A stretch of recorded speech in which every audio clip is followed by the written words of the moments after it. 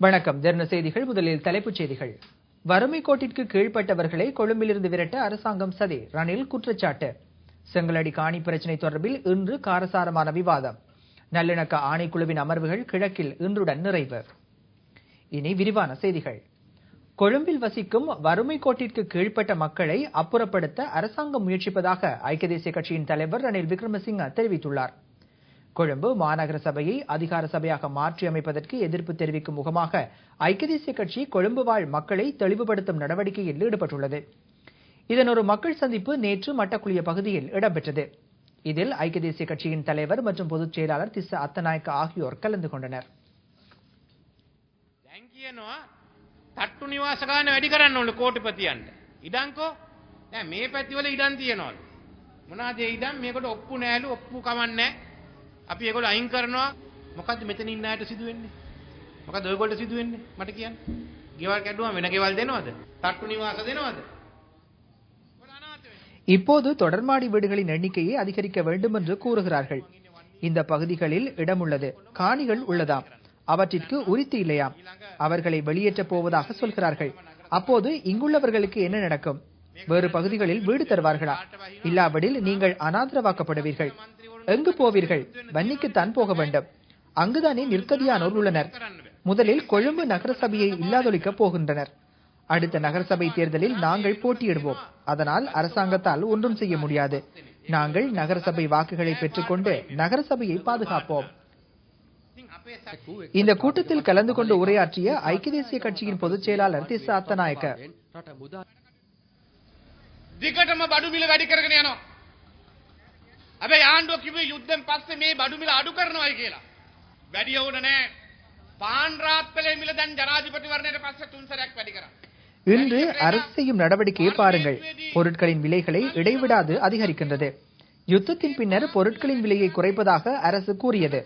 பானின் விலை ஜனாதிபதி தேர்தலின் பின்னர் 3 முறைகள் அதிகரிக்கப்பட்டுள்ளன. மக்கள் கோதுமை மாவை பயன்படுத்துவதை தவிர்க்கவே பானின் விலையை அதிகரிப்பதாக விமல் வீரவங்ச பாராளுமன்றத்தில் தெரிவித்துள்ளார். பணம் இருந்தால் மக்கள் ஆடம்பர உணவுகளை வாங்கி உட்கொள்ள விரும்புவர்.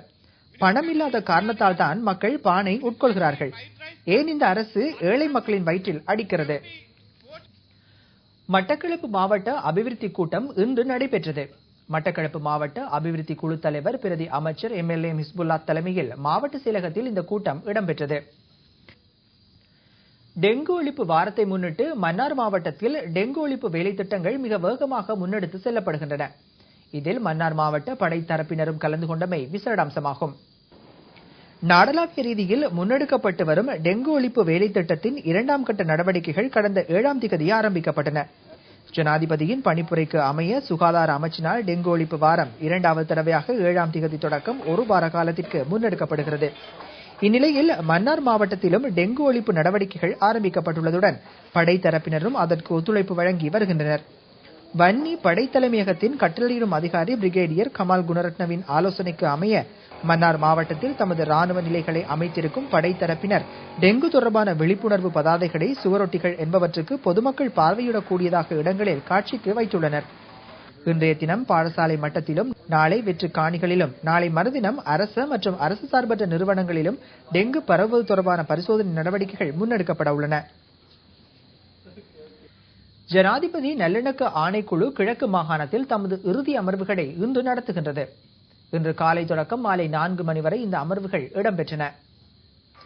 படிப்பினைகள் மற்றும் நல்லிணக்க ஆணைக்குழு கடந்த 2 நாட்களாக கிழக்கு மாகாணத்தில் தமது அமர்வுகளை நடத்தியது.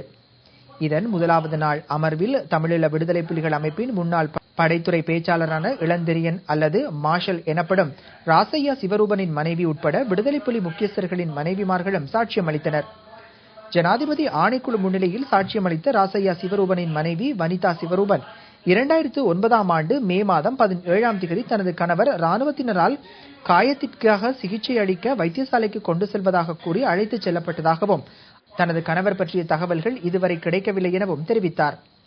மற்றொரு முன்னாள் விடுதலை புலி முக்கியஸ்தரான கிருஷ்ணபிள்ளை பிரபாகரனின் மனைவி பபிதா பிரபாகரன் சாட்சியம் அளிக்கையில், தனது குடும்பத்தினர் இடம்பெயர்ந்து வட்டுவான் எனும் இடத்தில் ஏனைய பொதுமக்களுடன் வந்தபோது ராணுவத்தினர் விசாரணை என கூறி பொதுமக்கள் முன்னிலையில் கணவரை அழைத்துச் சென்றதாகவும், அதன் பின்னர் அவரை பற்றிய தகவல்களை தன்னால் அறிய முடியாமல் இருப்பதாகவும் கூறினார்.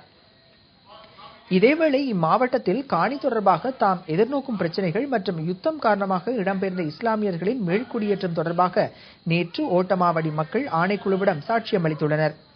காணி, கல்வி மற்றும் உரிமைகள் அனைத்திலும் இனங்களுக்கிடையே சம வாய்ப்பு இருக்குமானால் பிரச்சினைகளின்றி வாழ முடியும் என ஓட்டமாவடி ரஹுமத் பள்ளிவாசல் நிர்வாக சபை செயலாளர் ஐசிடி சபூகி நேற்று சாட்சியம் அளித்தார். செஸ் என்பது வேகம், விவேகம் மற்றும் அறிவிற்கு சவால் விடுக்கும் ஒரு விளையாட்டாகும். செஸ் விளையாட வயது அவசியமில்லை என கண்டி திருத்துவ கல்லூரியின் 1வது தரத்தில் கல்வி பயிலும் மாணவன் ஹரினை பார்த்து தெரிந்து கொள்ளலாம்.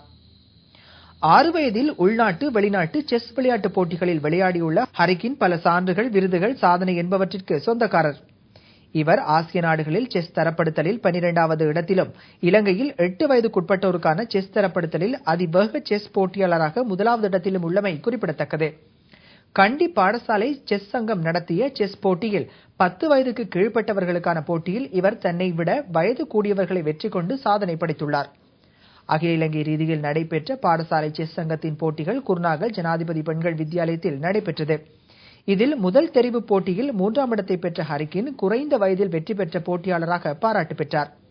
அகில இலங்கை ரீதியில் பாடசாலை மட்டத்தில் கொழும்பு ராயல் கல்லூரியில் இம்மாதம் 15ஆம், 16ஆம், 17ஆம் திகதிகளில் 10 வயதுக்குட்பட்ட மாணவர்களுக்கிடையே நடைபெற உள்ள செஸ் போட்டியில் கண்டி திருத்துவ கல்லூரி சார்பாக இவர் பங்கேற்க உள்ளார் என்பது குறிப்பிடத்தக்கது. யாழ்ப்பாணம் கோப்பாய் ஆசிரிய கலாசாலையின் முஸ்லிம் மஸ்லிஸ் ஏற்பாடு செய்த இஸ்லாமிய கலைவிழா கலாசாலையின் ரதிலட்சுமி மண்டபத்தில் வெகு விமர்சையாக இடம்பெற்றது. கலாசாலை அதிபர் வி.கே. கணபதி பிள்ளை தலைமையில் இந்நிகழ்வு இடம்பெற்றது. இந்நிகழ்வில் அதிதிகளாக கைத்தொழில் வர்த்தக அபிவிருத்தி அமைச்சர் ரிஷாத் பதியுதீன், வன்னி மாவட்ட பாராளுமன்ற உறுப்பினர் ஹுனைஸ் ஃபாரூக் ஆகியோர் கலந்து கொண்டனர். இதன்போது ஆசிரிய மாணவி சுஜானா எழுதிய செதுக்கப்படாத சிற்பங்கள் கவிதை தொகுதி ஒன்றும் வெளியிடப்பட்டது.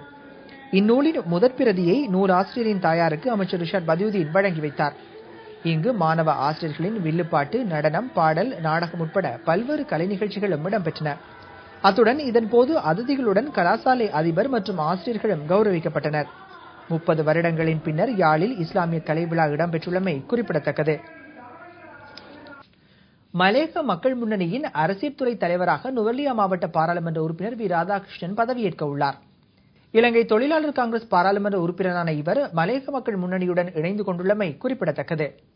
இந்த விடயம் தொடர்பில் கருத்து தெரிவிக்கும் மலேக மக்கள் முன்னணியின் பிரசார செயலாளர் விஜயச்சந்திரன், வி. ராதாகிருஷ்ணன் அவர் பாராளுமன்ற உறுப்பினர் அவர்கள் மலை மக்கள் முன்னணி இணைந்து கொள்வது தொடர்பாக மலை மக்கள் முன்னணி அரசியல் உயர்படமான கருதோடு அவருக்கான உயர் பதவி ஒன்றினை வழங்குவதற்கும் கட்சி தீர்மானித்துள்ளது. இதன் அடிப்படையிலே இந்த விடயங்களுக்கு ஒத்து திரு ராதாகிருஷ்ணன் அவர்களும் மலை மக்கள் முன்னணியோடு இணைந்து கொண்டுள்ள விடயம் உறுதி செய்யப்பட்டுள்ளது.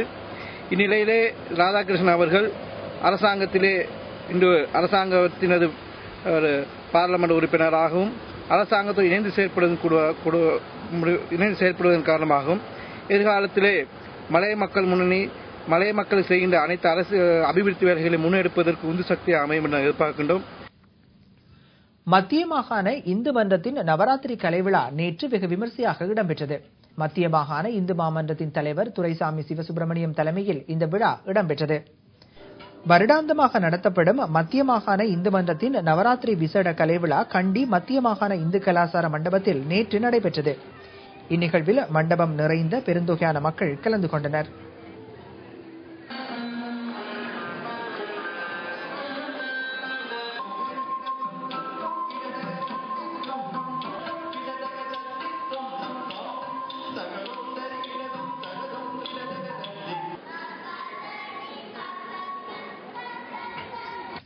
செய்திகளின் நிறைவாக மீண்டும் தலைப்புச் செய்திகள். வறுமை கோட்டிற்கு கீழ்ப்பட்டவர்களை கொழும்பிலிருந்து விரட்ட அரசாங்கம் சதி, ரணில் குற்றச்சாட்டு. செங்கலடி காணி பிரச்சினை தொடர்பில் இன்று காரசாரமான விவாதம். நல்லிணக்க ஆணைக்குழுவின் அமர்வுகள் கிழக்கில் இன்றுடன் நிறைவு. இத்துடன் செய்திகள் நிறைவடைந்தன. வணக்கம்.